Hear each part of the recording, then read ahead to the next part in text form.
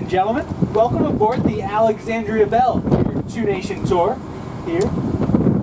First thing we have to go over as we get underway, Coast Guard regulations. We have to demonstrate how to put on our life jacket. It's a yoke-style life jacket. It's pretty easy, can't put it on wrong. They're reversible. Haley's going to show us how it is done. It spreads apart. The string goes around your back and then clips into the front on the D-ring. Not much to it. These are located throughout the boat. You'll notice the white boxes behind us on either side of the wheelhouse, towards the back of the top deck, as well as downstairs you'll see white boxes. They'll tell you the type, adult or child, and the number of life jackets in them. Our child life jackets are suitable for those under 90 pounds. Adult life jackets 90 pounds and over. We do ask that you leave those right where they are, only going to them if instructed to do so by a crew member. So introducing the crew aboard the boat today, driving us around the 1,000 Islands, we've got Captain Richard. Downstairs at our snack bar concession stand, we've got Molly and Jada. My name's Ethan, I'll be your tour guide, and this is Haley, who is also a tour guide, who might be picking up on parts of the tour as well.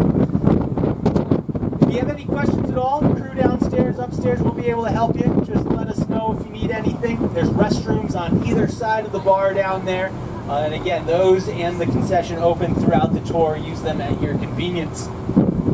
Right now, as we continue upriver of the lower harbor of Alexandria Bay, you'll see Edgewood Resort off the mainland. Here in what is known as American Millionaires Row, or Millionaires Colony. This area right outside of Alexandria Bay got this name because in the late 1800s, early 1900s, this was a very popular summer destination for the millionaires of New York City, Philadelphia, Boston, Chicago. They would escape the hot summer months and come up here to the river. They first started staying in the mainland hotels until those started becoming overcrowded. So those that could ventured out to the islands, started purchasing the islands and building their summer cottages upon them. The first of which here on our left-hand side is Cherry Island. The first home in the greenhouse is the Twin Pines Treehouse, getting its name because at one time there stood two identical homes here. They were built by the best friends Nathan Strauss and Abraham Abrams. These two gentlemen co-founded the A&S department stores of New York City, which you know a little better today as Macy's. The second home was torn down many years ago as it was in disrepair. However, today the foundation serves as the in-ground swimming pool for the home that we still see standing. The next home, this white house known as Casa Blanca, originally built in 1892 by Louis Marx. He owned plantations for sugar and tobacco down in Cuba and had this originally built as a wedding present for his daughter. Today you'll find it owned by the Edith Amsterdam family from Key West, Florida. They own the Curry Mansion down in Key West, spend their winter months there, and the summer months here in the islands. Cherry Island Casa Blanca is actually available for rent. You can rent the house out for a vacation rental, or a lot of times people will have weddings and their reception ceremonies there. The house itself is still furnished with many of the era pieces from the Millionaires Row time, including a large grand piano that still sits in the house. The final home here on the head of Cherry Island, you'll have the Windley Lodge and Boathouse. The Boathouse was recently restored about 15 years ago, but is part of the whole property here at the head of the island. It was the last property built in Millionaires Row before World War I. It was constructed in 1912 by the Garlock brothers of Alexandria Bay, who still are building homes out on the river today. The owners of the Windley Lodge wanted to build their summer home here so they would have close access to their favorite golf course, which sits on the other side of the river over on Wellesley Island, 1,000 Islands.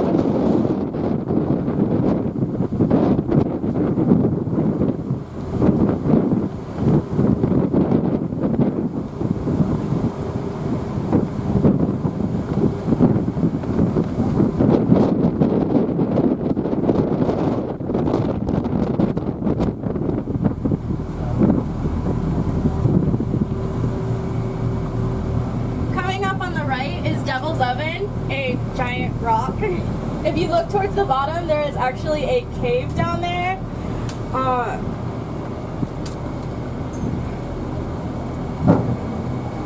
Bill Johnson was the person who hid in that cave after sinking a British ship trying to get the U.S. to go to war with Britain all over again. He was actually charged and sentenced to life in prison. He ended up getting a pardon from the president, and he had to serve as the first lighthouse keeper.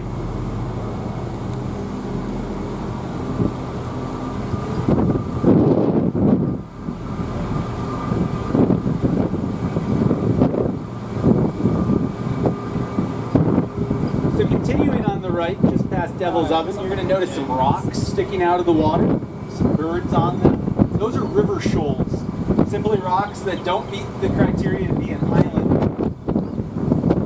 And the bird atop them, the cormorant, is a fish-eating bird.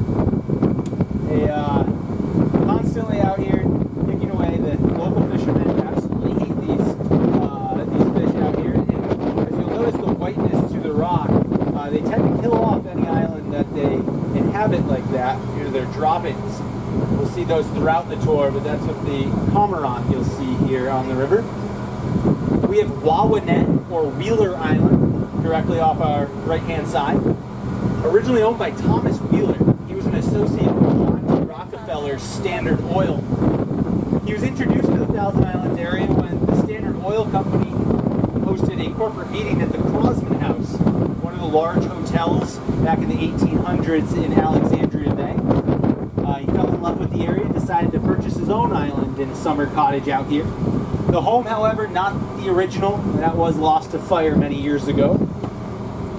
Again, on our right-hand side, another island with no home upon it. This is Stony Crest, or Jewel Island. And before the St. Lawrence Seaway's main shipping channel was constructed, this island used to house a 36-room stone mansion and also was twice the size of what we see today. However, when they were building that main shipping channel, this island lied right in its projected path. They tore the home down, they blasted away 1/3 of the island, so that now we have the shipping channel on the other side. It's what's known as the American Narrows, the stretch between Rock Island Light ahead of us to Sunken Rock Light behind us. It's one of the narrowest sections of the entire seaway, just wide enough for two of the largest ships to pass safely side by side at this point. It's also a very difficult spot to navigate to a turn in the channel, so these large freighters and ocean-going vessels will a lot of times radio ahead of time, slow down or speed up so that they'll meet in a wider section of the river. The next home here on our right-hand side sits upon Comfort Bed. This is the Comfort Lodge. Built in 1881 by Alston Clark of Chicago. And for 5 generations, the Comfort Lodge stayed in the Clark family. It was the last home to be in the hands of the original building family from the Millionaires Row era. About 15 years ago, it was sold from the Clark family to some gentlemen from Los Angeles, California, who have now since been restoring it and bringing it back to its 1881 original. One more home on the very head of Comfort Island is known as the Nemobin Lodge. Originally, it was not on Comfort Island. It was part of Constitution Island. And if you look between the properties through the trees, you'll see a chain link fence. There was actually a small waterway that used to split these two islands. But over the years, they at one point decided to fill that in, and it created a larger island. Off our right-hand side, we have the Key Wade State Park Marina. A very popular spot. If you're owning an island out here, you're going to need a spot to keep your boat and your car on the mainland so you can come back and forth out to your island.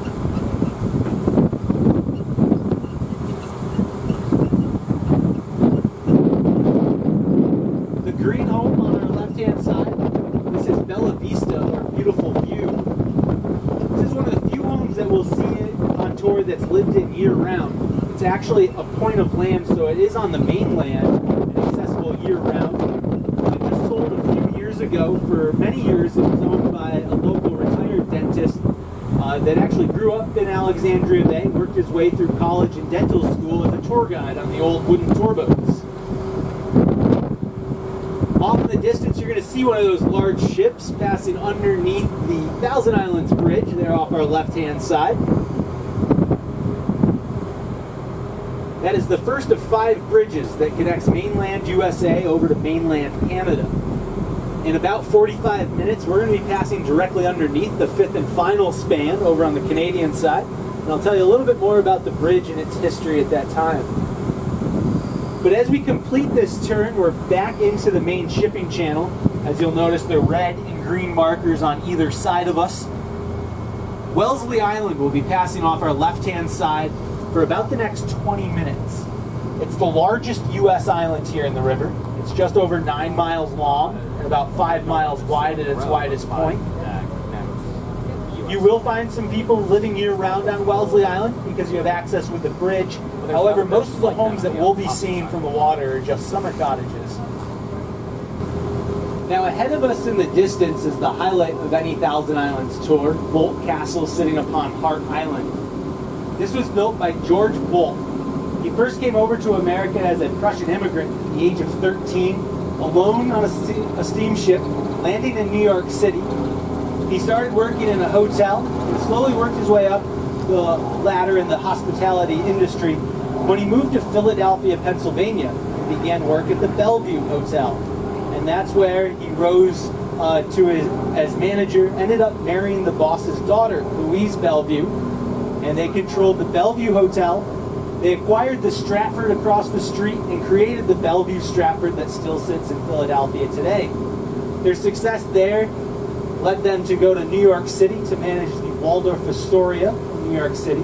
And at the time in 1900, the Boldt family was making well over $1 million a year. So this being the area that level of wealth wanted to vacation at the time, the Boldt family originally stayed on the mainland at the Thousand Islands House, which was located at present-day location of River Hospital, directly across from Hart Island. And it wasn't until 1890s that George Boldt purchased Hart Island and started the castle's construction. This was going to be given to his wife Louise as a present, showing his love and appreciation for her. Behind the island, you're going to notice another large structure. That is the Boldt Yacht House. That's where George Boldt housed his captains and crew with living quarters, as well as his fleet of over 60 vessels over there, ranging from large steam yachts to smaller speedboats.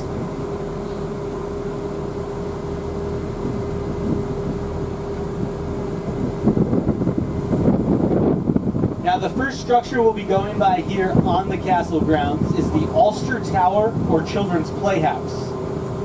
What about the little house? So you'll notice a small house just behind the castle, or just before the castle there, boarded up with a brown and red roof. Local legend has it that was also built by George Boldt for the other love of his life, his mother-in-law, who said she was a chronic sleepwalker. So that's just a local tour guide legend. The main castle itself rises 6 stories high. You'll find 120 rooms in the castle. It was able to accommodate 25 families of 4, each having their own private bathing facility and fireplace. It houses an electric elevator, first of its kind, taking you through all levels of the castle. At that day and age, it was said the higher you walk to sleep at night, the lower in social status you were. So you'll find the very top floors of the castle being the servants' quarters, the middle levels the guest suites, the second floor of the castle being Boldt private suite, the main level housing its entertainment areas, the billiards room, library, grand entrance with a grand staircase, as well as the dining room and such. Below the castle would have been the servants' work area, electric trolley car system connected the back docks underneath the Italian gardens to the main castle. The final structure here just off Hart Island is the powerhouse or pump house. This would have provided all the electricity and running water for the castle. Being on the foot of the island, downriver and downwind, the hope was that the exhaust and the noise was blown away from the castle.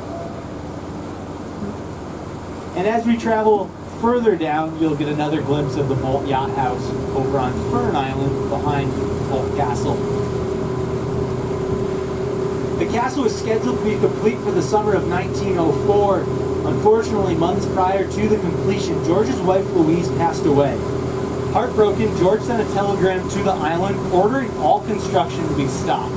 He figured if his wife couldn't see her castles complete, no one else should either. And the workers laid down their tools and the castle was left that way for over 70 years.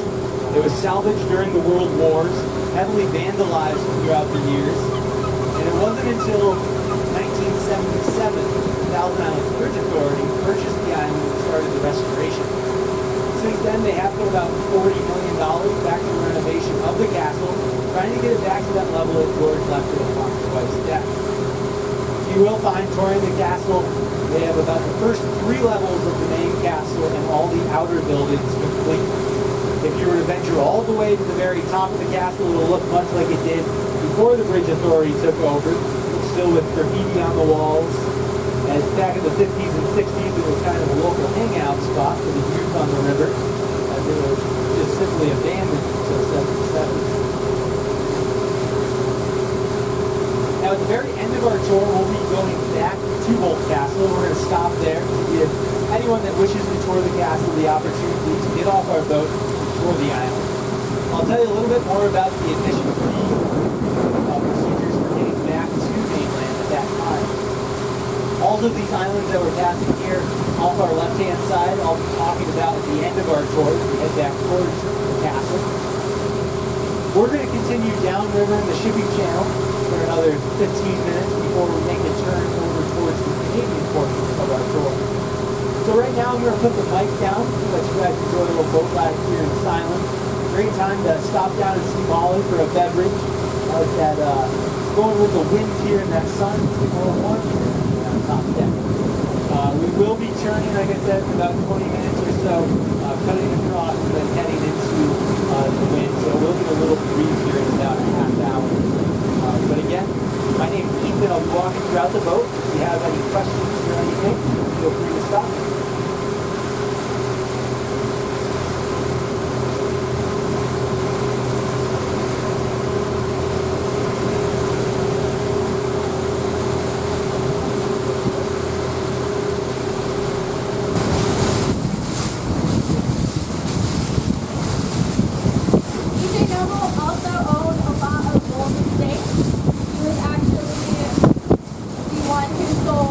Castle to Ulster Tower.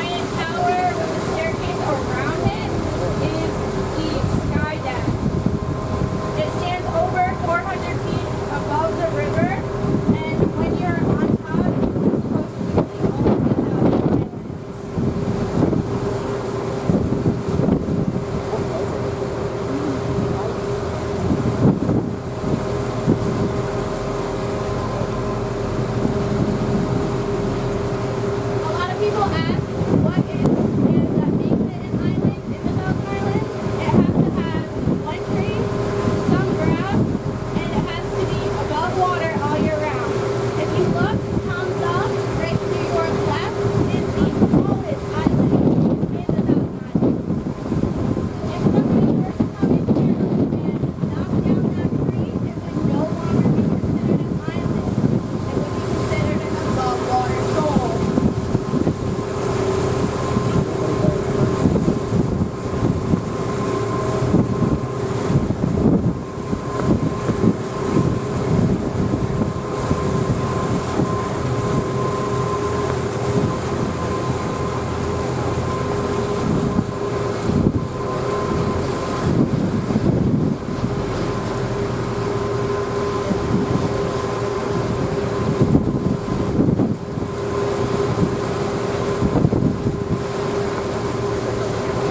If you look here, far right, that is Seven Gables, the large house on Dashwood Island.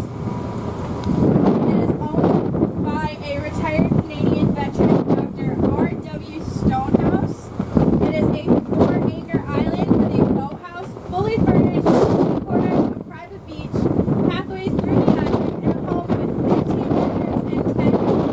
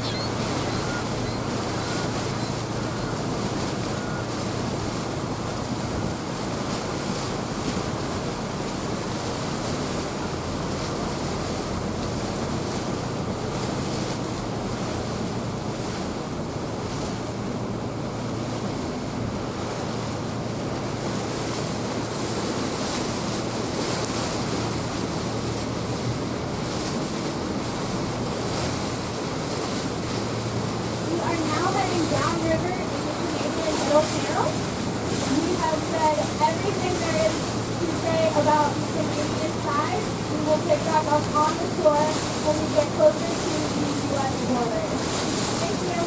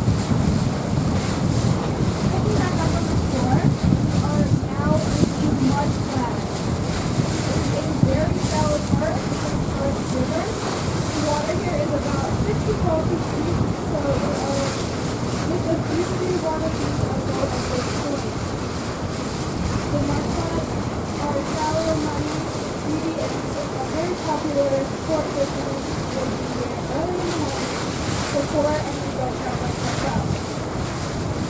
There are over 80 species of freshwater fish in the St. Lawrence River, including large and smallmouth bass, yellow perch, walleye pike, northern pike, and pickerel.